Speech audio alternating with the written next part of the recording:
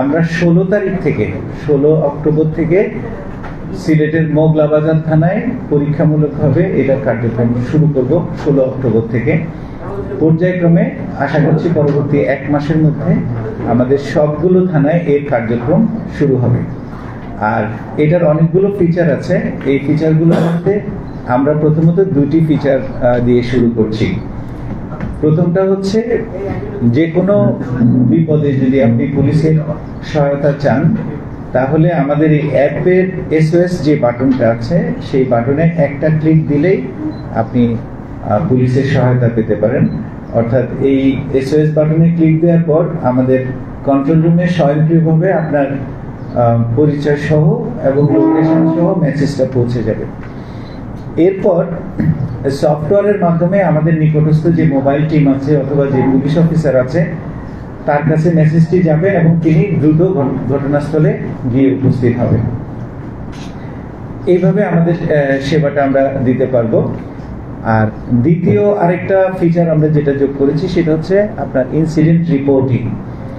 আপনি যে কোনো অপরাধের তথ্য আপনি দিতে পারবেন এবং সেটা যদি আপনি মনে করেন যে যেহেতু এখানে নাম ঠিকানা আছে, যদি আপনি মনে করেন যে এটা আমাদের কন্ট্রোল রুমে না দিয়ে শুধু পুলিশ কমিশনার এই তথ্যটা জানবে, সেটারও অপশন দেয়া থাকবে।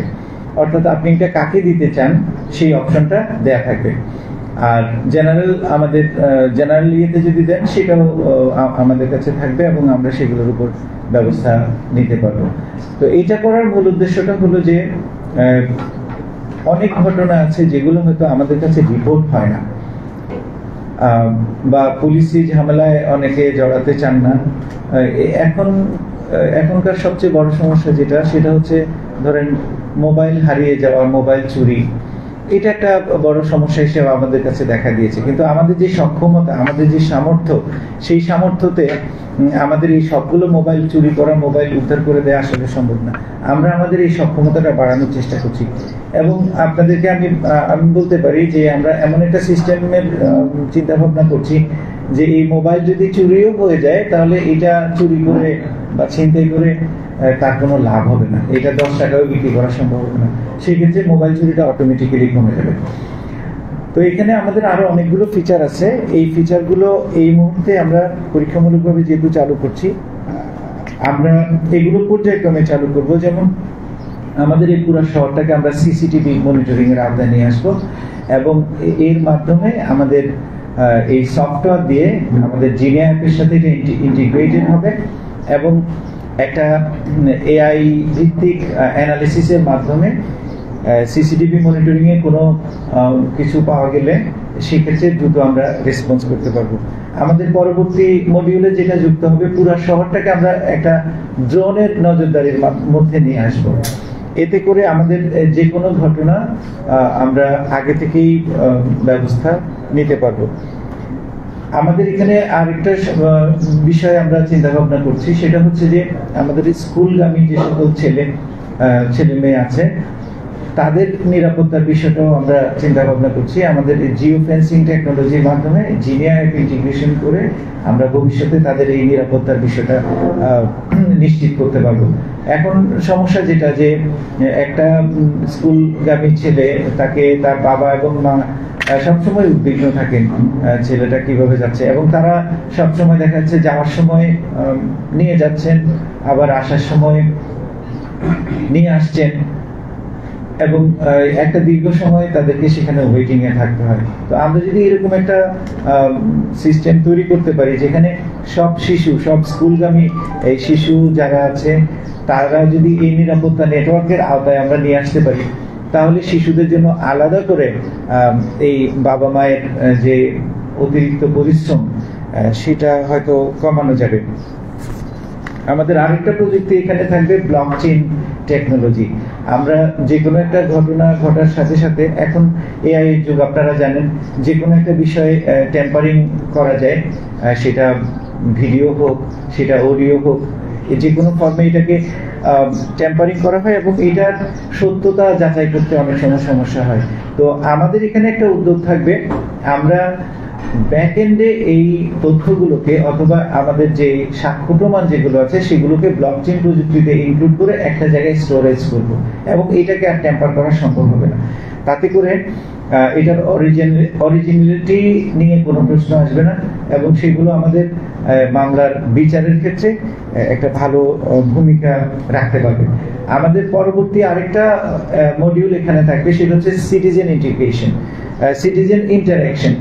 অর্থাৎ এইখানে নাগরিকরা যারা জিনিয়া অ্যাপের সাথে সংযুক্ত তারা পারস্পরিকভাবে যে কোনো একটা বিষয় নিয়ে আলাপ আলোচনা করতে পারবেন। আলাপ আলোচনা করে একটা সিদ্ধান্ত তারা দিতে পারবে যে এইটা মনে হয় করা যায়, বা তারা তাদের মতামত জানাতে পারবেন, এবং আমরা সেই মতামতের ভিত্তিতে কাজ করতে পারবো।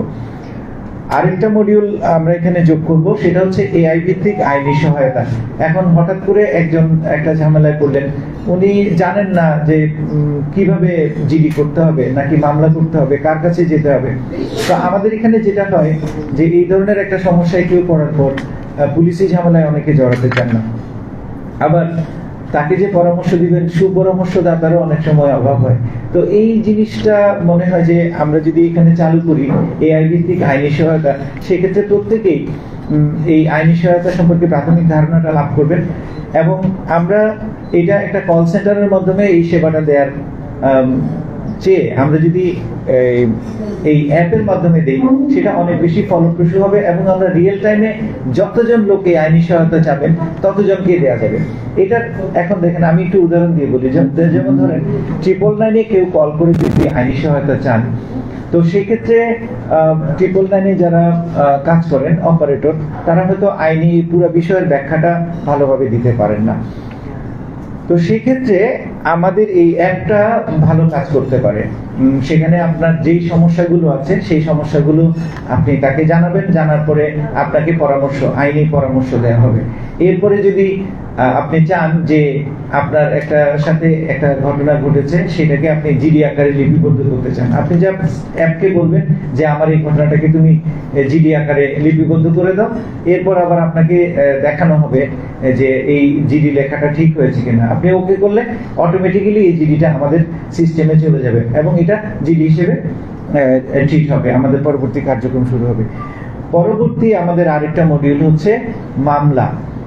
এখন হচ্ছে যে মামলা করতে গিয়ে অনেক সময় অনেকে ঝামেলায় পড়ে, আবার অনেক সময় মামলাটা কিভাবে লিখতে হবে এটা জানেন না। এখন দেখা যাচ্ছে যে কারো কাছে যাচ্ছেন, উনি একটা গদবাঁধা ভাষায় লিখে দেন, সেক্ষেত্রে হচ্ছে আসল যে ঘটনাটা সেই ঘটনাটা প্রতিফলিত হয় না। আবার সত্যের সাথে মিথ্যা জুড়ে একটা এজাহার তৈরি করা হয়, সেটা পরবর্তীতে আমাদের তদন্তের ক্ষেত্রে ঝামেলা তৈরি করে। তো এই ক্ষেত্রে এটা একটা যুগান্তকারী পদক্ষেপ হতে পারে। আমরা ঘটনাগুলো যদি এআই কে আমাদের এই অ্যাপকে জানাই, অ্যাপ সেটাকে সুন্দরভাবে লিপিবদ্ধ করে এটা আমাদের এজাহারের যে ফরম্যাট আছে সেই ফরম্যাট অনুযায়ী সাজিয়ে আপনাকে দেখাবে যে আপনি দেখেন আপনার বিষয়টা ঠিক মতো লেখা হয়েছে কিনা। যখন সে ওকে করবে তখন সেটা আমাদের সিস্টেমে চলে যাবে এবং অটোমেটিক্যালি মামলা রেকর্ড হয়ে যাবে। আমাদের আরেকটা মডিউল থাকবে, সেটা হচ্ছে অন্য সংস্থার সাথে ইন্টিগ্রেশন। যেমন ধরেন ফায়ার সার্ভিসের সাথে ইন্টিগ্রেশন, এটা পুলিশ এবং ফায়ার সার্ভিস ঘনিষ্ঠভাবে কাজ করে। আমাদের এই অ্যাপের মাধ্যমে কেউ যদি জানান যে এই জায়গায় অগ্নি দুর্ঘটনা ঘটেছে, এইটা যদি ফায়ার সার্ভিসের সাথে আমাদের ইন্টিগ্রেশন থাকে, মেসেজটা তাৎক্ষণিকভাবে মুহূর্তের মধ্যেই তাদের কাছে চলে যাবে, এবং ঘটনাটা কোথায় কোন লোকেশনে এটার জন্য দ্বিতীয়বার প্রশ্ন করার প্রয়োজন হবে না। আমাদের এখানে আরেকটা মডিউল থাকবে, সেটা হলো ক্রাইম হিট ম্যাপ। এটার মানে হলো যে আমাদের কোন জায়গায় কোন অপরাধটা বেশি হচ্ছে এইটা আপনি অ্যাপের মাধ্যমে জানতে পারবেন। কোন জায়গাটা কোন সময় নিরাপদ, কোন জায়গায় যানজটটা বেশি, যানজটটা আপনি কোন জায়গায় দিয়ে বিকল্প কিভাবে যেতে পারবেন, এই জিনিসগুলো পর্যায়ক্রমে আমরা এখানে ইনক্লুড করব। অনলাইনে আমাদের অনেক সময় এই ট্রাফিক যে ফাইনটা, সেই ফাইনটা এখন আমরা যেভাবে করছি এটা জিনিয়ার মাধ্যমে ইন্টিগ্রেট করা সম্ভব। ইমার্জেন্সির ক্ষেত্রে অনেক সময় দেখা যায় যে আপনার বাসা থেকে একজন রোগী হঠাৎ অসুস্থ হয়ে গেছে, তাকে নেওয়ার জন্য আপনার অ্যাম্বুলেন্স লাগবে। এখন এই অ্যাম্বুলেন্সের সেবাটা আপনাকে পেতে অনেক সময় লাগছে। তো সেক্ষেত্রে একটা রোগীর জন্য এই সময়টা খুব গুরুত্বপূর্ণ, মরণাপন্ন একটা অবস্থা। শুধুমাত্র আপনার এই ফ্যাসিলিটিটা না পাওয়ার কারণে হয়তো দেখা যাচ্ছে কারো জীবন সংহার হতে পারে। তো এই জায়গায় আমাদের উদ্যোগ থাকবে, আমরা এটাকে এই ইমার্জেন্সি অ্যাম্বুলেন্স সার্ভিসের সাথে ইন্টিগ্রেট করব এবং রিয়েল টাইমে একজন এই জরুরি সেবাটা পেতে পারেন। উবার এবং পাঠাও যে সার্ভিসটা এখন চালু আছে, আমরা চাইলে এটার সাথেও ইন্টিগ্রেট করতে পারি এবং জনগণ নিরাপদে উবার এবং পাঠাওতে চলতে পারবেন। একটা সময় উবার এবং পাঠাওতে লোকজন স্বচ্ছন্দে চলাচল করতেন, কিন্তু ইদানিং কালে কিছু এরকম অভিযোগ আসছে উবার এবং পাঠাওতে অনেকে হয়তো ছিনতাইয়ের শিকার হয়েছেন বা এরকম, এটা হতে পারে দু একটা ঘটনা। তো এইটা যদি এরকম ঘটনা ঘটে সেক্ষেত্রে আমাদের এই অ্যাপটা সাহায্য করতে পারে এবং এটা একেবারে 100% নির্ভরযোগ্য হিসেবে কাজ করতে পারে। উবারের মাধ্যমে আমাদের এই সাইবার প্যাট্রোলিং, যে সাইবারে যত ক্রাইম হয়, সাইবার বুলিং হচ্ছে, সাইবারের মাধ্যমে আপনার ফেক আইডি ক্রিয়েট করে কাউকে হুমকি দেওয়া হচ্ছে, এই জিনিসগুলো আমরা মোকাবেলা করতে পারবো। আপনার স্ট্যাটাস ট্র্যাকিং এর মাধ্যমে করা সম্ভব, অর্থাৎ আপনি কোথায় কোন লোকেশনে আছেন এটা আমরা এখনই শুরু করছি। যখনই আপনি কোনো জায়গা থেকে হেল্প চাবেন তখন কিন্তু আপনার অটোমেটিক এই স্ট্যাটাস ট্র্যাকিংটা করা যাবে। তো এই হচ্ছে মোটামুটি আমাদের অ্যাপ। এরপর আমাদের আরো পরিকল্পনা আছে যে এই সিলেট মহানগর পুলিশের আমাদের যে যানবাহনগুলো চলে, সিএনজি, তারপর হচ্ছে আমাদের অন্যান্য যে সকল বাহন, এই বাহনগুলোকে আমরা এই সেবার আওতায় আমাদের এই জিনিয়া অ্যাপের মাধ্যমে ইন্টিগ্রেট করে নিয়ে আসতে পারি। সেক্ষেত্রে আমাদের এই যে সিএনজি গুলোতে যে ছিনতাই হয়, তারপর হচ্ছে যাত্রীদের অতিরিক্ত ভাড়া নিয়ে যাত্রীদের যে অভিযোগ, এই জিনিসগুলো আমরা সহজে মোকাবেলা করতে সক্ষম হব। ডুপ্লিকেট লাইসেন্সধারী যে সকল গাড়ি, সেগুলো খুব দ্রুত শনাক্ত করা সম্ভব হবে। যাত্রী সাধারণের ভোগান্তিটা কমবে এবং হচ্ছে যে দ্রুততার সাথে নিরাপদভাবে তারা এক জায়গা থেকে অন্য জায়গায় যাতায়াত করতে পারবেন। তো এইগুলো আধুনিক প্রযুক্তি, এই প্রযুক্তিগুলো কিছু কিছু আমাদের বিশ্বের বিভিন্ন দেশে চালু হয়েছে, একটা দুটা, কিন্তু আমরা এটাকে একটা সমন্বিত প্ল্যাটফর্মে নিয়ে আসছি। অর্থাৎ আমাদের এই অ্যাপটা ধীরে ধীরে আরো বড় হতে থাকবে। আমরা মোটামুটি 16টার মতো মডিউল চিন্তা করেছি। আমাদের যে ডিজাইন আর্কিটেকচার, সেটার মধ্যে মাত্র 2টা সেবা আমরা চালু করতে যাচ্ছি। এইগুলো করতে পর্যায়ক্রমে এগুলোকে ইন্টিগ্রেট করতে আমাদের সময় লাগবে এবং এটা আসলে অনেক বড় একটা প্রজেক্ট। আমরা এই কাজে হাত দিয়েছি অনেকটা শূন্য থেকে। তো আমি আশ্বস্ত করতে চাই নগরবাসীকে যে আমরা আধুনিক সিলেট গঠনের দিকে এগিয়ে যাব এবং জিনিয়া এই ক্ষেত্রে আমাদের একটা প্রথম পদক্ষেপ হিসেবে আমরা কাজ করব। আমরা সবসময় বলে আসছি আমার যোগদানের শুরু থেকে, পুলিশ মানবিক হবে, পুলিশ জনগণের বন্ধু হবে। এখন জনগণের বন্ধু এটা শুধু মুখে বললে তো আসলে হবে না, কাজ করে দেখাতে হবে যে পুলিশ আসলে জনগণের বন্ধু। এই জন্য আমরা প্রথমে আমাদের পুলিশের আচরণগত পরিবর্তন এগুলোতে হাত দিয়েছি। আমার মনে হয় যে গত 20 দিনে আপনারা কেউ বলতে পারবেন না যে কোনো পুলিশ সদস্য রাস্তাঘাটে আপনাদের কারোর সাথে দুর্ব্যবহার করেছে বা খারাপ ব্যবহার করেছে, কিন্তু আমরা এই খবর পাচ্ছি যে আমাদের আইন প্রয়োগ করতে গিয়ে অনেকেই পুলিশের উপর চড়াও হচ্ছে। তো আমরা সচেতন নগরবাসীকে অনুরোধ করব যে বন্ধু হতে গেলে বন্ধুত্বের হাত বাড়াতে হবে। আপনি যদি হাঁটু পানিতে নামেন, আমি কোমর পানিতে নামবো আপনার জন্য। আর বন্ধুত্বটা কখনো এক পক্ষীয় হয় না, এটা দুই পক্ষ থেকেই হয়।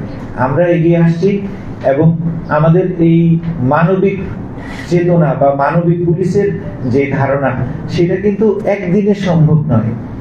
এটা একদিনে সম্ভব না এবং আমার কাছে সেরকম কোনো জাদুর কাঠিও নেই যে আমি তাদের এই আচরণটা একদিনে চেঞ্জ করে ফেলতে পারবো।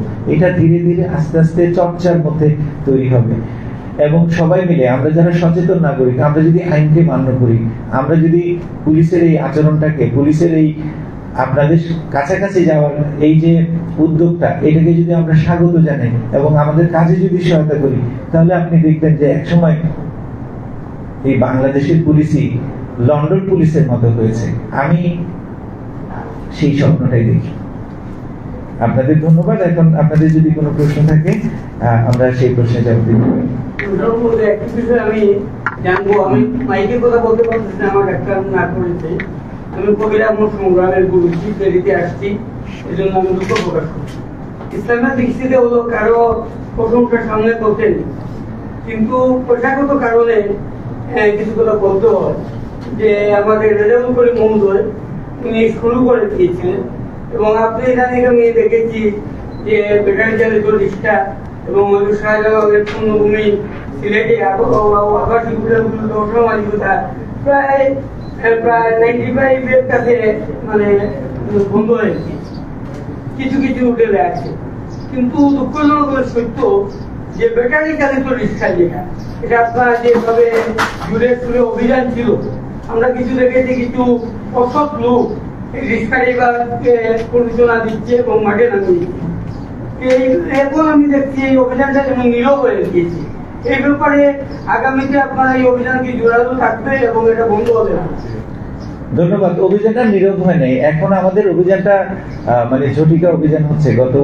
গত 3 দিন আমাদের বিভিন্ন পয়েন্টে সন্ধ্যার পরে আমরা করেছি। এখন আমরা নির্ধারিত করে সময়টা বেঁধে দেইনি, আগে ভাগে সময়টা বেঁধে না দিয়ে আমরা বিভিন্ন জায়গায় ঝটিকা অভিযান করছি। এবং আপনারা দেখছেন, হয়তো আমি ফেসবুকে দেখলাম যে ট্রাকে করে এই যে কিছু সিএনজি, এই যে সিএনজি নয়, এই যে ব্যাটারি চালিত অটোরিকশা, এটা সিলেট শহর ত্যাগ করছে। আমাকে একজন এই স্ক্রিনশটটা পাঠিয়েছেন। তো এইখানে আসলে একটা জিনিস হলো কি, যে একটা কাজ, পুলিশের একটা কাজগুলোই এরকম যে আমি যখন একটা কাজ করতে যাব তখন কিছু লোক হয়তো অসুবিধার সম্মুখীন হবেন, ক্ষতির সম্মুখীন হবেন, তাদের কাছ থেকে রেজিস্ট্যান্স আসবে, এইটাই স্বাভাবিক। এই চ্যালেঞ্জটা মাথায় রেখেই আমরা কাজ করব, আমরা ইনশাল্লাহ থামবো না। এবং এই উদ্যোগ, এটা যেটা আমরা করেছি, এটা নগরবাসীর চাওয়া, এইটা আমরা চালিয়ে যাবো। চ্যালেঞ্জগুলো সাময়িক এবং এগুলো আমরা অতিক্রম করবো ইনশাল্লাহ।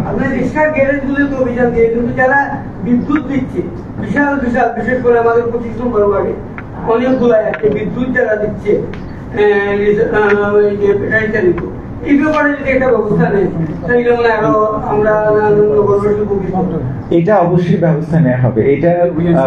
এগুলো আমরা কাজকর্ম শুরু করেছি, এগুলো আমাদের চলতে থাকবে। তবে আমাদের জনবল বলেন বা অন্যান্য যে বিভিন্ন ধরনের যে সমস্যাগুলো আছে, এগুলোকে তো আসলে মোকাবেলা করে এগিয়ে যেতে হবে, এগুলো চলবে। এবং আমরা যেটা বলেছি নিরাপদ নগর করব, আমরা সেই অবস্থানে এখনো আছি। আচ্ছা, আমার একটা প্রশ্ন হচ্ছে, আপনার অবশ্যই দাবিদার, সেক্ষেত্রে আমি আপনাদের একটি আছি, এখানে হচ্ছে NID, passport, birth certificate, driving licence দিতে হয়। সেক্ষেত্রে এটা তো সেনসিটিভ বিষয়, অনেকের ড্রাইভিং লাইসেন্স, এটা আসলে কতটুকু সিকিউরিটি এবং এই অ্যাপসের সিকিউরিটি সম্পর্কে কতটুকু? আচ্ছা, আমরা এটাকে একেবারে সর্বাধুনিক প্রযুক্তি সিকিউরিটি SHA 256 এই মডেলে আমরা নিয়ে আসছি। এই তথ্যটা সম্পূর্ণ নিরাপদ এবং এটা ধরেন এখান থেকে যদি কোনো অন্য কোনো না থাকে, তাহলে এটা সর্বাধুনিক সিকিউরিটি মেজার এখানে নেওয়া হয়েছে। এইটা সম্পূর্ণ নিরাপদ এবং জনগণের এই তথ্য সুরক্ষিত থাকবে, গোপনীয় থাকবে। আপনার যেই পরিকল্পনা শুনলাম সেটা আমরা খুবই আপ্লুত বলা যায়। বিশ্বের আধুনিক নগরীর যে সমস্ত সুযোগ সুবিধা বা ডাকলেই পুলিশ পাওয়া যায় যে সুবিধা, সেগুলোই আপনার নতুন এই অ্যাপসে পাওয়া যাবে। কিন্তু যারা এই অ্যাপসে কাজ করবে তাদের কি ট্রেনিংয়ের ব্যবস্থা বা প্রশিক্ষণের ব্যবস্থা সম্পন্ন হয়েছে কিনা, বা আজকে থেকে তো শুরু হচ্ছে, সেই প্রশিক্ষণ প্রাপ্ত যারা আছেন তাদেরকে প্রশিক্ষণের ব্যবস্থাটা কে করেছেন এবং তারা কি আসলে প্রশিক্ষিত? অনেক সময় দেখে রাখি যে 999 এখন ভালো সার্ভিস দিচ্ছে, 999 একটা ভালো অবস্থায় চলে গেছে জনগণের কাছে, সেই অবস্থায় যেতে কতদিন সময় লাগবে? আপনাকে ধন্যবাদ। আমরা অ্যাপটা আজকে উদ্বোধন করেছি, ওপেন করেছি। এই অ্যাপটাতে রেজিস্ট্রেশন করবেন, আমাদের নগরবাসী রেজিস্ট্রেশন করার পর অ্যাপের ফিচারগুলো দেখতে পারবেন। এটার কার্যক্রমটা আমরা শুরু করব সেপ্টেম্বরের 16 তারিখ থেকে। আমাদের প্রাথমিক লক্ষ্য হচ্ছে মোগলাবাজার থানা থেকে আমরা এটা শুরু করব। একটা থানায় এটা কার্যক্রম শুরু হবে এবং পর্যায়ক্রমে আমাদের সবগুলো থানা এর আওতায় আসবে। তো প্রশিক্ষণটা এখানে খুব গুরুত্বপূর্ণ। আমরা এই 15 দিন, 16 অক্টোবর আর 15 দিন পরে আর প্রশিক্ষণের বিষয়টা এখানে অত্যন্ত গুরুত্বপূর্ণ। আমরা এই 16 দিন সময় নিয়েছি। আমাদের ব্যাকএন্ডে যে কাজগুলো আছে, আমাদের লোকজন যারা আছে তাদেরকে ট্রেনিং দেওয়া হবে। তাদেরকে ট্রেনিং দেওয়ার পরে এটাকে লাইভ টেস্টিং করা হবে। লাইভ টেস্টিং এ কি কি সমস্যা আছে সেগুলোকে কিভাবে সমাধান করা যায়, এবং অ্যাপে আমাদের কোনো ধরনের বাগ আছে কিনা, এই সমস্ত কিছু টেস্ট করার জন্য আমাদের এই প্রস্তুতির সময়টুকু লাগবে।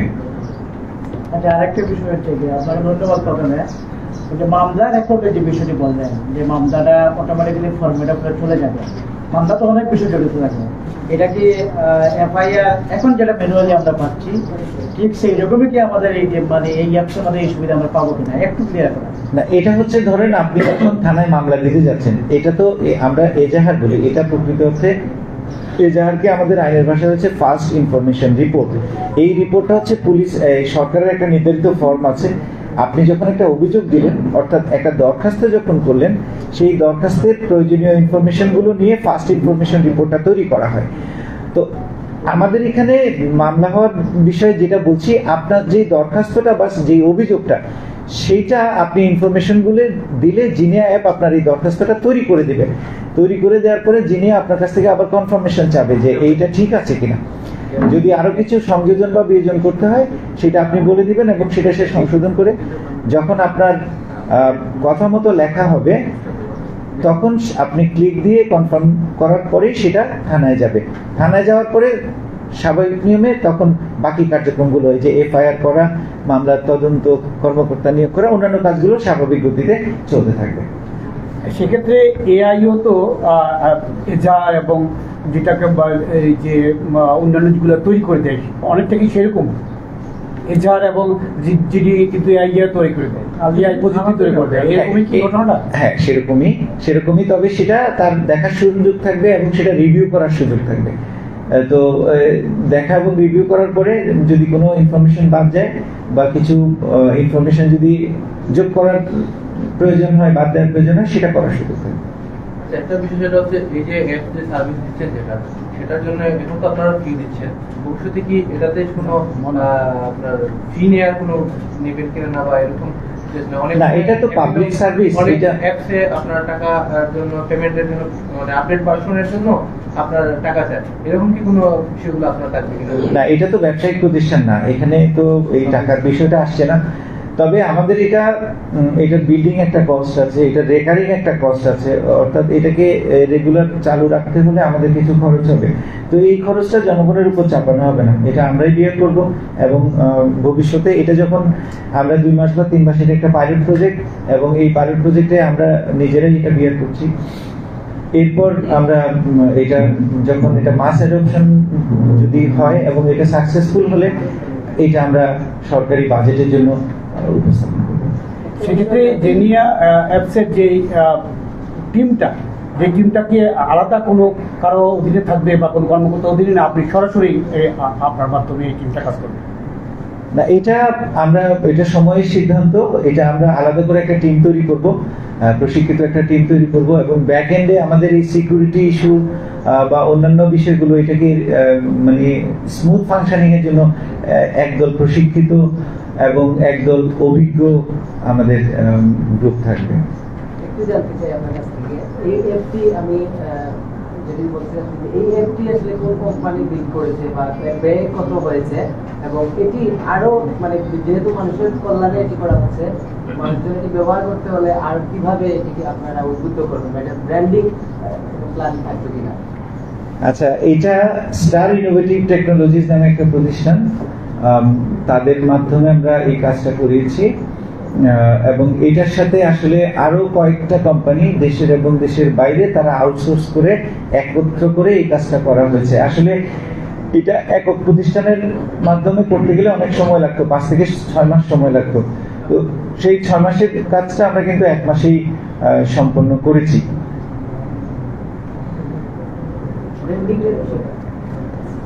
ব্র্যান্ডিং কি ধরনের ব্র্যান্ডিং? যেমন এটি তো আমরা হয়তো জেনে গেলাম, কিছু মানুষ জানবে পত্র-পত্রিকা। আচ্ছা, এইটার ব্র্যান্ডিং এবং অ্যাওয়ারনেসের বিষয়ে আমরা যেটা বলছি, আমরা প্রায় 1 লক্ষ আমরা তৈরি করেছি, লিফলেট তৈরি করেছি, এবং এই লিফলেট গুলো বিতরণের কাজ শুরু হবে। মহানগরে আমাদের 150টা পয়েন্টে ব্যানার লাগানো হবে কয়েকদিনের মধ্যে। স্কুল কলেজে আমরা এটা বিতরণ করব, মসজিদে বিতরণ করব শুক্রবার, আগামী শুক্রবার নামাজের পরে, জুম্মার নামাজের পরে। তারপর হচ্ছে জনসমাগম যেখানে হয় সেখানে আমরা এটা বিলি করব, এবং এটা আপনার ইনস্টল করার জন্য টেকনিক্যাল সহায়তা যদি প্রয়োজন হয় সেক্ষেত্রে আমরা দু এক জায়গায় এই টেকনিক্যাল হেল্প ডেস্কও স্থাপন করব এটা অল্প কিছু সময়ের মধ্যে। এটা ছাড়া ফেসবুক, ইউটিউব, ইনস্টাগ্রাম, এক্স এবং টিকটক এগুলোতেও আমাদের ব্র্যান্ডিং ক্যাম্পেইন চলতে থাকবে। এখানে একটা বিষয় কি এড করা যায়, সেটা হচ্ছে বাংলাদেশের তো সবাই কম বেশ ফোন ব্যবহার করে, জিপি বলেন, এয়ারটেল বলেন, তাদের কোম্পানির যে মেসেজ যেগুলো সরকারের অনেক সময় মেসেজ যে আসে, যেগুলো পুলিশ কমিশনারের পক্ষ থেকে বা পুলিশের পক্ষ থেকে এরকম কিছু ইঞ্জিনিয়ার অ্যাপসের যে সুবিধা নিয়ে কোনো মেসেজ পাঠানো যায় কিনা না? জি, এটা ইনবিল্ট আমাদের এখানে। আমরা বিভিন্ন সময়ে এই অ্যালার্ট মেসেজগুলো দিব, যেমন কোনো জায়গায় আগুন লেগেছে সেই মেসেজটা এই অ্যাপ ব্যবহারকারীরা সাথে সাথেই জানবেন, এই সুবিধাটা থাকবে। অথবা আমাদের পক্ষ থেকে কোনো একটা মেসেজ বা কোনো একটা প্রেস রিলিজ এটা আমরা এই অ্যাপের মাধ্যমে দিতে পারি। আচ্ছা, এই অ্যাপটা আসলে কতজন একসাথে ব্যবহার করতে পারবে এরকম কোনো লিমিটেশন আছে কিনা? এইটা আপাতত আমরা আমাদের সিলেট নগরে আমরা যেটা প্রাথমিক ধারণা করেছি, আমাদের প্রায় 7 লক্ষের মতো স্মার্টফোন আছে, এই 7 লক্ষ লোকই ব্যবহার করতে পারবে। কল সেন্টারে কতজন রিসিভ করবে? সব মানে কল সেন্টারের সমস্যা হচ্ছে অনেক দীর্ঘ সময় এঙ্গেজ থাকে বিভিন্ন কল সেন্টারগুলো, সেক্ষেত্রে আমাদের এখানে যেটা কল সেন্টার যেটা সেটা আমরা বাস্তবতা নিরিখে 11টা লাইনের একটা কল সেন্টার চালু করেছি, এবং আমাদের কাছে ইনিশিয়ালি মনে হয়েছে যে এটা দিয়ে আমরা এই সার্ভিসটা দিতে পারবো। তবে একটু জানিয়ে রাখি, সেটা হচ্ছে কল সেন্টার সার্ভিস এবং আমাদের এই জিনিয়ার সার্ভিসটা কিন্তু টোটালি আলাদা, এটাকে আমরা এখনো ইন্টিগ্রেট করিনি। আমার একটা পরামর্শ থাকবে যে আমরা আসলে মিডিয়া কর্মী যারা আছি সবাই হয়তো আমরা পৌঁছাতে পারবো। আমার সেক্ষেত্রে হচ্ছে যে সিলেটের আঞ্চলিক যারা অভিনেতা নাটক করেন, বেলাল আহমদ মুরাদ অনেকেই আছে, তাদেরকে নিয়ে আসছেন এবং এই অ্যাপস ব্যবহারটা কিভাবে হয় তারা যদি সিলেটের আঞ্চলিক ভাষায় বলেন তাহলে অনেকেই যারা সাধারণ মানুষ আছে তারা দেখবে এবং তারা শিখবে। এটা আপনাকে ধন্যবাদ, এটা চমৎকার একটা প্রস্তাবনা। আমরা চেষ্টা করব, এবং আপনাদের মাধ্যমেও বলছি, আমাদের যারা জ্ঞানী গুণীজন আছেন, যারা বিভিন্ন ক্ষেত্রে প্রতিষ্ঠিত লোকজন, যাদের কথাকে গুরুত্ব দিয়ে শোনে, যারা ফেসবুক এবং ইউটিউবে যারা ব্লগার আছেন, তারাও চাইলে এই ক্যাম্পেইনটা করতে পারেন। যেহেতু এটা একটা সেবামূলক কাজ, আমাদের মনে হয় যে আমাদের নীতিগত অবস্থান থেকে আমরা নাগরিক হিসেবে এইটার ক্যাম্পেইনের জন্য বা এটা ব্র্যান্ডিং এর জন্য, এটার বহুল প্রচারের জন্য আমরা কাজ করতে পারি। সবচেয়ে একটা প্রশ্ন, এটা তো আপনাদের হচ্ছে পাইলট প্রজেক্ট সারা বাংলাদেশে, না আরো বাংলাদেশে আর কোথাও এই ধরনের প্রজেক্ট আর নাই? এটা পাইলট প্রজেক্ট, এটা শুধুমাত্র এসএমপি তে আমরা চালু করেছি। এটা পরবর্তীতে বাংলাদেশের অন্যান্য যে মেট্রোপলিটন শহরগুলোতে আপনার বিস্তৃতি করবেন কিনা আপনার মাধ্যমে? এটা আসলে সময়ের সিদ্ধান্ত। এটা আমরা কয়েক মাস ব্যবহার করলে তো এটা বোঝা যাবে যে এটা আসলে পাবলিকের কি কাজে লাগছে বা পাবলিক কতটুকু এটাকে উপকৃত হচ্ছে। এখন যদি আমাদের এখানকার জনগণ ফিল করে যে না, সিলেটবাসী এটাকে ভালোভাবে নিয়েছে, এটাকে সারা বাংলাদেশে ইয়ে করা প্রয়োজন, বিস্তৃত করা প্রয়োজন, সেটা আসলে সময় বলে দেবে। আপনারা তো অবৈধ ব্যাটারি চালিত রিক্সা বন্ধ করছেন, আমরা দেখতে পাচ্ছি বর্তমানে ভাড়াটা একটা সৃষ্টি হয়েছে। সিএনজি ব্যাটারি চালিত রিক্সা কিন্তু দ্বিগুণ ভাড়া মাত্রা পাইছে। আগে টোটোগুলো থাকতে, অটো রিক্সাগুলো থাকতে ভাড়াটা সীমিত আছে, যখন দেখতে পাচ্ছি তাহলে অভিযোগ করতে ভাড়া পাচ্ছে। আপনার এতে কোনো সিস্টেম আছে না যে সিটি কর্পোরেশনের সাথে যৌথভাবে মানে যে ভাড়া যে অভিযোগগুলো আছে বা এই বিষয়গুলো থাকবে? ধন্যবাদ। এইটা কিছু স্বাভাবিক প্রবণতা। আমি আরো একটি বিষয় যোগ করি, সেটা হচ্ছে যে আমরা যখন ব্যাটারি রিক্সা বন্ধের উদ্যোগ নিলাম, এখন আমরা লক্ষ্য করছি বাইরে থেকে আনরেজিস্টার্ড কিছু প্যাডেল রিক্সা ঢুকে যাচ্ছে। এই জায়গাটা, এই শূন্যস্থানটা পূরণ করার চেষ্টা করা হচ্ছে, এটা আমাদের নজরে আছে। এবং এই সুযোগে কেউ যদি ভাড়া বাড়িয়ে থাকেন, আমি আপনাদের মাধ্যমে বলতে চাই যে এখানে যে কোনো ধরনের অনাচার এবং যে কোনো ধরনের নৈরাজ্য, এগুলোর ব্যাপারে কিন্তু আমরা কাজ করব। আমাদের কথাই হচ্ছে যে জনগণের ভোগান্তি যেন না হয়, জনগণ যেন স্বস্তিতে ন্যায্যতার ভিত্তিতে কাজ করবেন, কোনো সমস্যা নেই, আমরা সহায়তা করব, কিন্তু অতিরিক্ত ভাড়া নেবেন, জনগণকে ভোগান্তির মধ্যে ফেলবেন, জনগণকে জিম্মি করে তাদের পকেট কাটবেন, এইটা এখানে হতে দেওয়া হবে না। আমাদের এই কাজগুলো জনগণের প্রত্যাশা আসলে অনেক বেশি, কিন্তু আমাদের এইগুলো মোকাবেলা করতে যে ধরনের সুবিধা, যে ধরনের লজিস্টিক বা যে ধরনের আমাদের টেকনিক্যাল প্রয়োজন, সেটা আমাদের অতটা নেই, যার কারণে আমাদের এই কাজগুলো হয়তো যেই গতিতে আমি চাচ্ছি বা আপনারা চাচ্ছেন সেই গতিতে হচ্ছে না, তবে এটা হবে ইনশাআল্লাহ। আমি একটা জিনিস বলতে চাই এই পাড়ার বিষয়টা নিয়ে, যেটা হচ্ছে সিলেট টিলাগড় পয়েন্ট থেকে আমরখানা যদি আপনি সিএনজিতে যেতে চান, যাওয়ার সময় 20 টাকা ভাড়া, আবার আমরখানা পয়েন্ট যদি আপনি টিলাগড় আসতে চান আসার সময় 15 টাকা ভাড়া, আবার টিলাগড় পয়েন্ট থেকে 3.8 কিলোমিটার হচ্ছে বন্দরবাজার কুদুসলা পয়েন্ট, এই জায়গাটা যাওয়ার সময় 15 টাকা ভাড়া, আসার সময় অনেকে 20 টাকা 25 টাকা, যদি সন্ধ্যা হয়ে যায় রাত হয়ে 30 টাকা ভাড়া। না, এই জন্যই আমরা একটা ন্যায্যতার ভিত্তিতে একটা ভাড়া নির্ধারণ করার সিদ্ধান্ত নিয়েছি। আমাদের সিএনজি অটোরিকশার ভাড়া আমরা নির্ধারণ করব, সংশ্লিষ্ট পক্ষ যারা তাদের সাথে আমরা কথা বলা শুরু করেছি, এই জনগণের কাছে থেকেও এটার মতামত নেওয়া হবে। ফাইনালি এই ভাড়া নির্ধারণের যে আমাদের যে অথরিটি আছে সেই অথরিটির মাধ্যমে আমরা এটা বাস্তবায়ন করব। অনেক সময় আপনি যেটা বলছেন যে ওই হুমকি দামকি যে বিষয়টা ফেসবুকে দেওয়া হয়, সেক্ষেত্রে অনেক সময় ম্যাক্সিমাম সময় দেখা যায় যে দেশের বাইরে থেকে দেওয়া হয় এই আইডিগুলো থেকে। এই আইডিগুলোর বিরুদ্ধে আপনারা কোনো মানে পদক্ষেপ নিতে পারবেন কিনা, বাইরের কোনো? জি, এটা নেওয়া সম্ভব, এটা নেওয়া সম্ভব, তবে এটা হাইলি টেকনোলজিক্যাল একটা বিষয়। এগুলো হয়তো আমাদের এই ইন্টিগ্রেশনে আরো সময় লাগবে, আরো R&D করতে হবে, গবেষণার বিষয় আছে, তবে এটা করা যাবে, এটা সম্ভব। আমরা মনে শেষ করে আচ্ছা, তো আপনাদের সবাইকে ধন্যবাদ জানাচ্ছি, আপনারা এই আজকে ছুটির দিনে সবাই আসছেন। আমি আশা করি আপনাদের মাধ্যমে এটা প্রচার হবে, আমাদের জনগণ একটু নিরাপদে স্বস্তিতে থাকবে, এবং আমাদের এই কার্যক্রম বা এইগুলোর উদ্যোগের ফলাফল কিন্তু হয়তো আপনারা সচক্ষে প্রত্যক্ষ বা পরোক্ষভাবে দেখতে পাবেন। আমি আপনাদেরকে একটা জিনিস বলতে চাই যে আমাদের যেমন যানজট নিরসনে আমাদের যে উদ্যোগ ছিল, সেই উদ্যোগের কিছু ফলাফল আমরা ইতিমধ্যে দেখতে শুরু করেছি। যেমন দুর্ঘটনার হারটা কমে গেছে, আমাদের মেডিকেল কলেজ হাসপাতালগুলোতে এখন অ্যাক্সিডেন্টের রোগীর সংখ্যা আগের চেয়ে অনেক কম, রাস্তায় যানজটে অনেক কম সময় লাগছে, এবং আপনারা দেখছেন যে এইখানে যে গত কয়েকদিন ধরে এখানে শারদীয় দুর্গোৎসব হচ্ছে, এই সময়ে এইখানে যে দোকানপাট গুলো ছিল, আগে যে অসহনীয় যানজটটা ছিল, সেখান থেকে আমরা কিছুটা হলেও স্বস্তি দিতে পেরেছি। এই পরিস্থিতির আরো উন্নতি হবে ইনশাল্লাহ। তো আপনাদের সবার সহযোগিতায় আমরা একটা নিরাপদ, একটা স্মার্ট, একটা আধুনিক ফরওয়ার্ডেড সিলেট গড়ে তুলব, এই আশাবাদ ব্যক্ত করে আপনাদের সবাইকে ধন্যবাদ, শুভেচ্ছা জানিয়ে আমাদের আজকের এই অনুষ্ঠান শেষ করছি।